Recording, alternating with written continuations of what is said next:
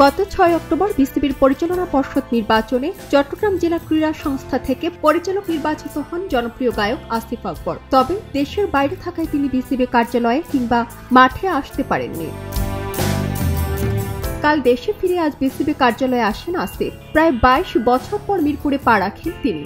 এ সময় গণমাধ্যমের সঙ্গে আলাপকালে আসিফ বলেন, অনেকদিন পর বিসিবিতে ঢুকলাম। এখানে শেষ এসেছিলাম ২০০৩ সালে। তখন আরাফাত রহমান কোকো বিসিবির হাই পারফরমেন্সের প্রধান ছিলেন। এই মাঠের প্রত্যেকটা ইঞ্চি আমার খুবই চেনা। তিনি আরো বলেন, বোর্ডের পরিচালক ও কাউন্সিলর নির্বাচিত হওয়ার সময় ছিলাম যুক্তরাষ্ট্রে। গতকাল আমি দেশে এসেছি। মাঠের সঙ্গে সম্পর্ক বহুদিনের, সেই ২০০৩-৪ সাল থেকে। মাঠে গেলাম, অনেকদিন পর মাঠ ঘুরলাম ও দেখলাম।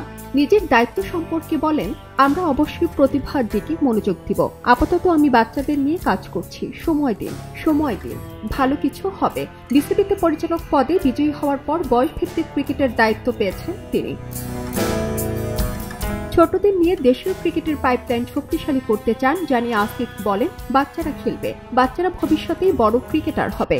বয়সভিত্তিক দলে কাজ যারা করেন তারা ভবিষ্যতের ক্রিকেটার তৈরি করবেন। আমি সেই দায়িত্বই পেয়েছি। সেখানে আমাদের বর্তমান ক্রিকেটার, ভবিষ্যৎ প্রজন্ম থাকবে, যাতে পাইপলাইনে মাত্র একজন ক্রিকেটার না থাকে। একটি স্থানের জন্য ৪-৫ ক্রিকেটার না থাকতে হবে না। বয়সভিত্তিক পর্যায়ে অনেক গুরুত্বপূর্ণ। ভালো একটি কাজ পেয়েছি। সঙ্গীতের বাইরে এবার তিনি নিজের আরেক ভালোবাসা ক্রিকেটের ময়দানে নতুন অধ্যায় শুরু করতে পেরে আনন্দিত। তিনি আশা করছেন সাবেক ক্রিকেটাররা বিসিবিতে আসায় দেশের ক্রিকেটে অনেক উন্নতি হবে।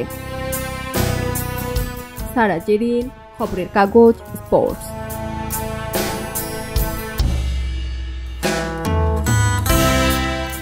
খবরের কাগজ, নিখাত, নির্ভীক, নিরপেক্ষ।